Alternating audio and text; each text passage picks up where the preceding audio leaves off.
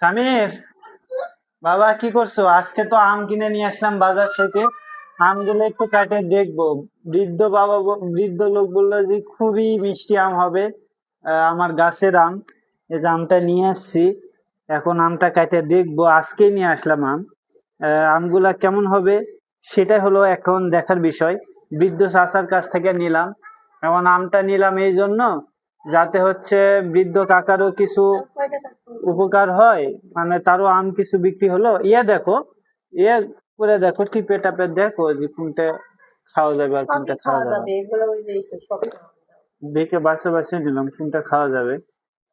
আমগুলা খুব মিষ্টি হবে নাকি তাই বললো। কি বাবা, কি বাবা, আম এটা বাবা, আম আম কাটতে নিয়ে গেছে সামির। বাবা আসো, এদিকে আসো বাবা।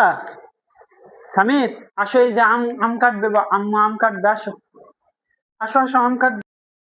আম তো সাদা সাদা, এখনো এটা ভালোভাবে পাকেনি। যে আরো কয়েকটা আম আছে তো, ওগুলা পাকা পাকা, ওগুলো লেওয়া লাগছে, নরম নরম।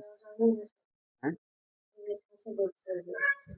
আম অন্য আম আছে তো, পাকা পাকা আম আছে। এই যে বাপ ছেলে আম কাটে খাওয়া শুরু করে দিছে, আমগুলো ভালোই আলহামদুলিল্লাহ। হম, বাবা